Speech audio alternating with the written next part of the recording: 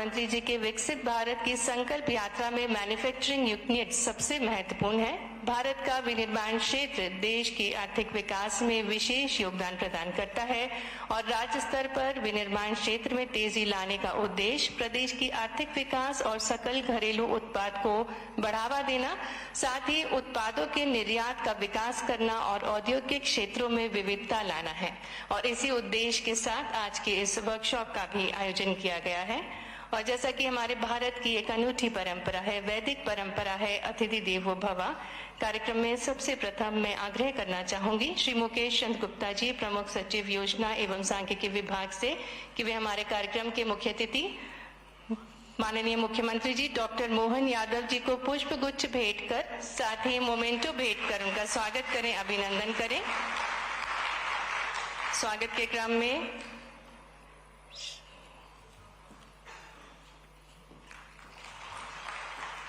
पुनः आग्रह करेंगे श्री मुकेश चंद्र गुप्ता जी से कि वे हमारे बीच उपस्थित माननीय श्री वीके शाश्वत जी, मेंबर नीति आयोग को भी पुष्प गुच्छ भेंट कर, साथ ही मोमेंटो भेंट कर उनका भी स्वागत करें, अभिनंदन करें। आपका हार्दिक स्वागत है, अभिनंदन है।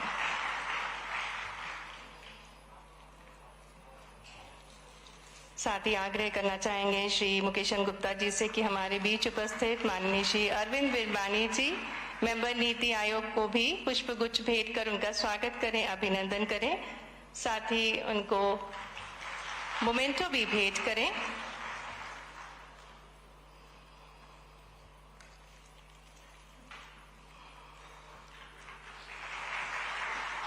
आग्रह मुकेश चंद्र गुप्ता जी से कि वे Shri Prabhakar Sahu ji, senior lead economics and finance, Niti Aayog को पुष्प गुच्छ भेंट कर एवं मोमेंटो भेंट कर उनका स्वागत करें, अभिनंदन करें।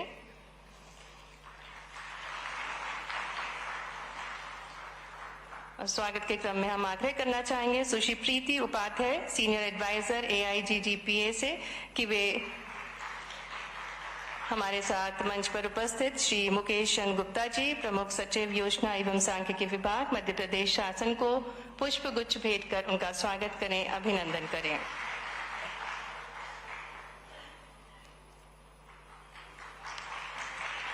हम आग्रह करना चाहेंगे Shri Prabhakar Sahu ji, senior lead economics and finance, Niti Aayog से, कि वे स्वागत भाषण एवं कार्यशाला की रूपरेखा से हम सभी को अवगत कराने की कृपा करें। Good morning, everybody. A very warm welcome to all present. Let me take this opportunity and thank each one of you for taking out time from your busy schedule to participate in this important event.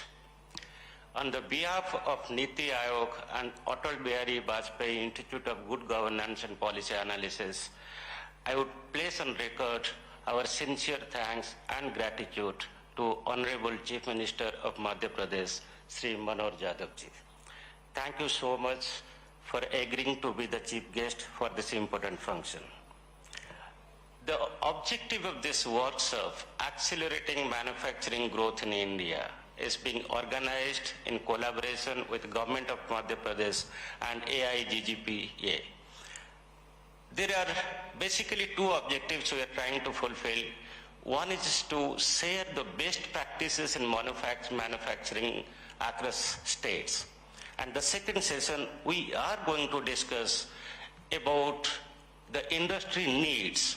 What are the gaps in manufacturing that is necessary to be filled, such as infrastructure, skilling, policy regulations, and all sorts of ease of doing business that are very important for manufacturing growth to take place. Now the context, why is it so important to accelerate manufacturing growth? What has happened over a period of time, if we look at the growth pattern of all the big economies, they have moved away gradually from agriculture to industry that is dominated by manufacturing and then services. But in India's case, we are predominantly an agricultural economy before 90s. But after 90s, it's mostly services-led growth without significant improvement in manufacturing. That is where you end up today, where almost close to 50% of the labor force are still in agriculture. and they are not in a position to really benefit from the services-led growth, which needs certain skills, educations, and it's kind of, not heavily labor-intensive in nature. Now, all this services-led growth, what are the services? Whether it is travel, transportation, commercial services, insurance services, banking, and all that, they are output themselves, but they are used in the process, process as inputs. So the economic activities are absolutely important, and there is a strong linkage between the industry and services. So for that, if you want to have a sustained, structured, and balanced growth, we need to accelerate manufacturing growth. That's absolutely necessary because almost every year, 10 million young workforce, they are entering the job market. And they are not having the required or requisite skills to benefit only from the services sector. That is where the importance of manufacturing growth. And there is also an absolute need right now, though we have fulfilled most of the basic requirements of the larger sections, almost close to what you call 100%, but it is the next set of things like bringing the inequality and creating decent jobs. In that context, there is a need to move large chunk of labor force from agriculture to manufacturing. So in this context, it's absolutely important that we work on this. Now, second point is, India is in a very bright spot. Today, average Indian age is 29. The China is 39, Europe is 42. The whole world is aging when India is young and aspirational. In fact, most of the countries, they have given away labor-intensive manufacturing because of unfavorable demographic composition for them, and this is an opportunity for India because we have the favorable demographic composition. And from 29 to 39, it takes 30 years. So next 30 years belongs to India. In fact, some of the reports have suggested that total population of all these countries would be having negative. The total population of China would go down almost more than 60% by 2050. So what we have the labor force, and unless until we improve the productivity of the huge manpower we have, we cannot really reach what we aspire to be. So that is where the role of manufacturing sector.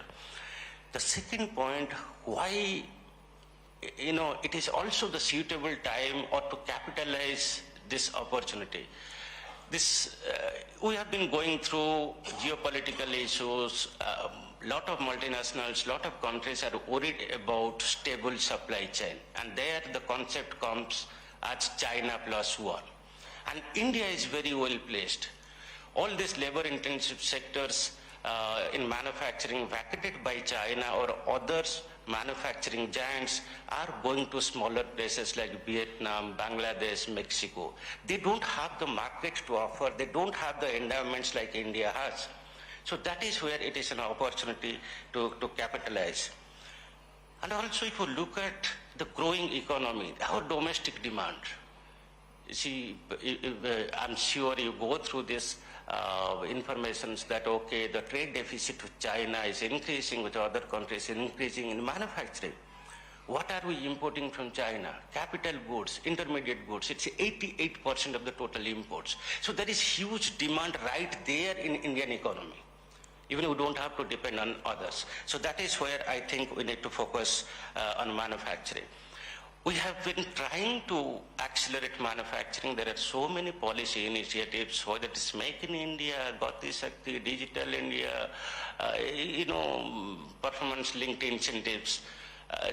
We have taken initiatives, but however, the success is kind of less than the desired. Still, we have the share of manufacturing 17%, where we are supposed to reach 25%. That is where the momentum. And when it comes to industries, we are doing well in few industries, whether it is automobiles, very recently in electronics and mobiles, which is part of it, information technology, but in certain industries where our strength lies, is basically labor-intensive sectors. whether it is textile, headwear, footwear, leather, and all these labor-intensive sectors, I think there are a lot of opportunities to capitalize. In this context, the role of states really go up.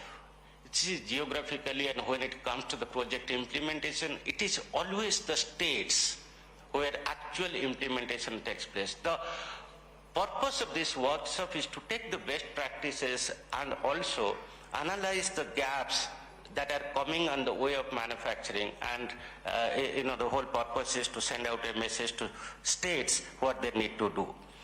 And of course, in the second session, we'll have representatives from different industries who would share the success, the issues, and what they expect from governments, both from the center as well as state. It's a very special day, I must tell. We're really privileged and honored to have Honorable Chief Minister. I think his presence adds significant value to this event. And we have distinguished guests, two great personalities, honorable members, Dr. Saraswat and Dr. Birmani. They are eminent scholars and policymakers. They have been part of the policy making for decades. In fact, we have all, and most of us have grown up reading and going through their contributions. I'm very happy that we have Mr. Mukesh Chand Gupta here, who would really take forward the message.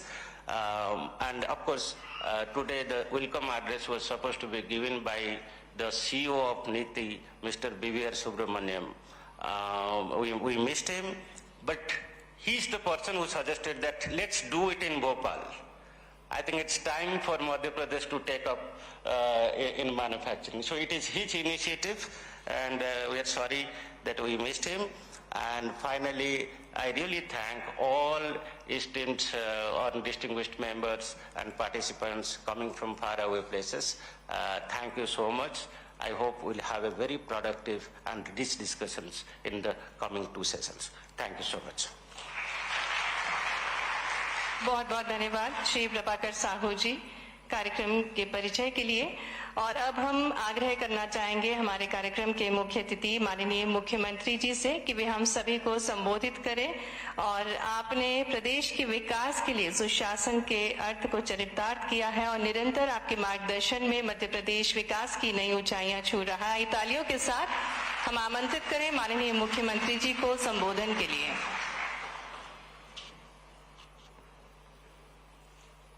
NITI Aayog द्वारा आयोजित इस workshop में, और इस workshop का विषय भी बहुत अच्छा है, मैं समूचा मंच और आप सबको बधाई देना चाहूंगा। एक बार करतल ध्वनि से पूरे मंच का अभिनंदन कर दें।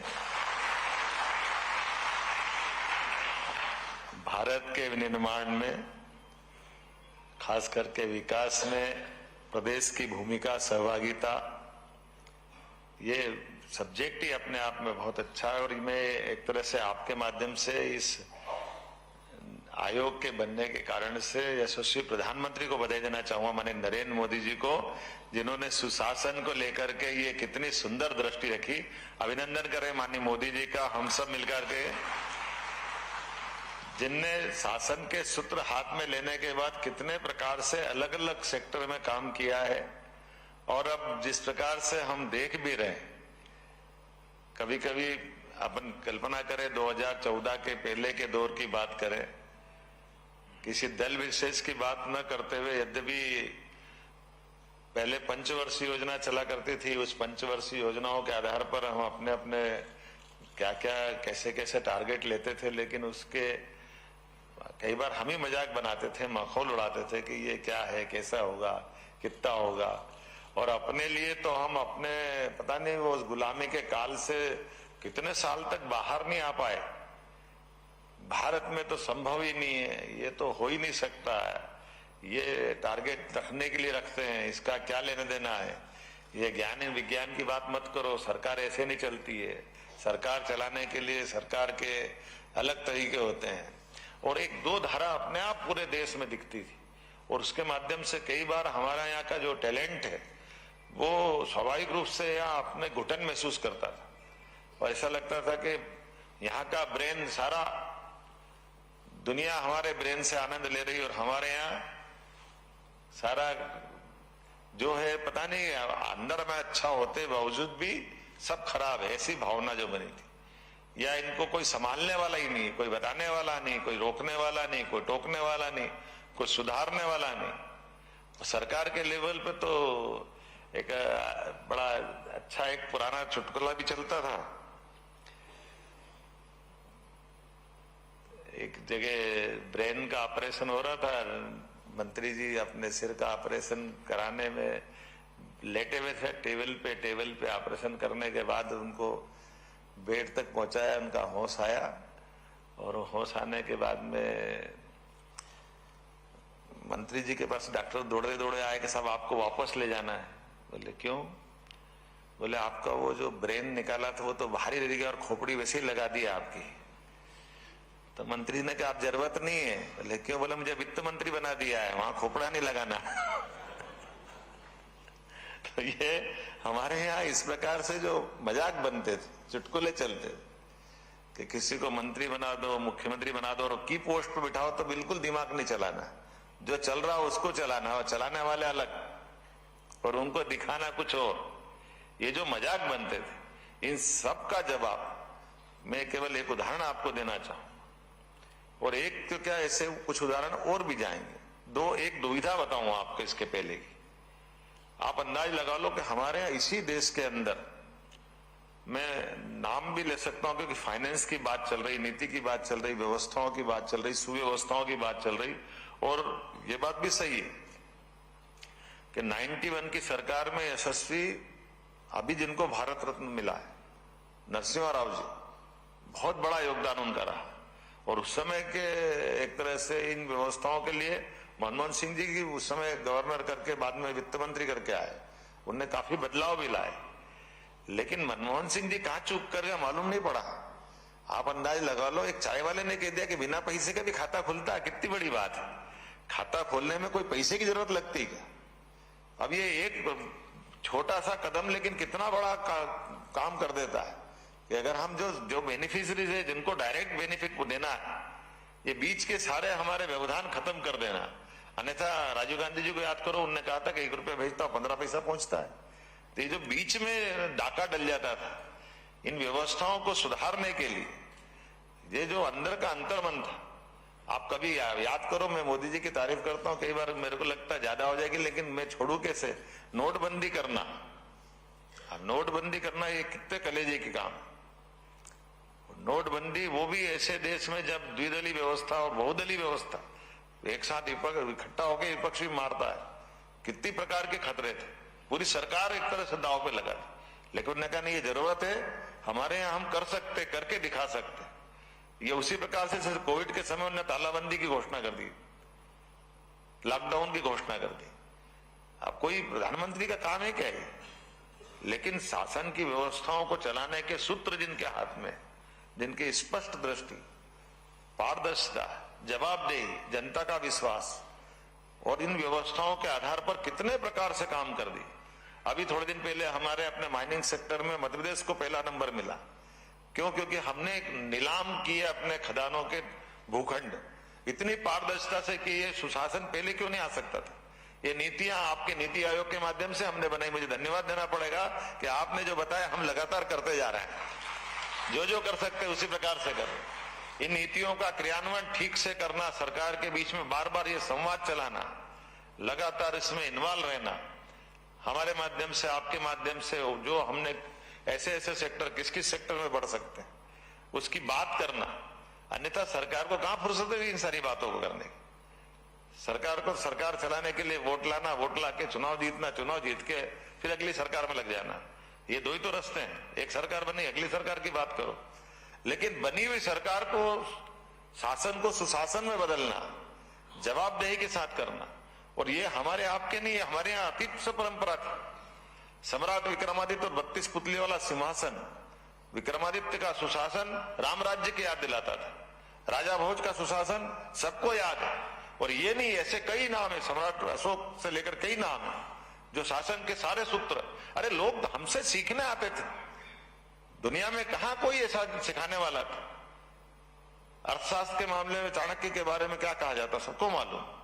हमारे यहाँ बड़े बड़े नालंदा, तक्षशिला, विक्रमशिला, उज्जैन का सांदीपनी आश्रम, ये गुरुकुल हमारे यहाँ पुरानी परंपरा है, ये नई भी नहीं है, लेकिन नजरअंदाजी कारण से, अपनी इस ताकत को खुद न पहचानने के कारण से ये जो दुर्दशा हुई थी, परमात्मा की दया से वापस सुशासन के लिए माननीय मोदी जी की सरकार बनी है। और मोदी जी की सरकार नहीं बनी, एक तरह से प्रजातंत्र की अपनी ताकत को पहचानने का एक यज्ञ चल रहा है, उसमें ये आहुतियां डल रही है। इन आहुतियों के माध्यम से हमको उसकी सुगंध भी आ रही है और उसकी ताकत भी हम जानते हैं। निश्चित रूप से हम सफल होंगे। बहुत बहुत धन्यवाद। भारत माता की जय।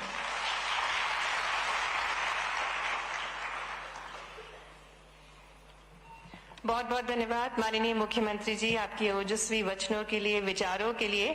और कार्यक्रम में आगे मैं आग्रह करना चाहूंगी माननीय श्री वी.के. सारस्वत जी, मेंबर नीति आयोग से, कि वे अपने वचनों से हम सभी को अभिभूत करने की कृपा करें।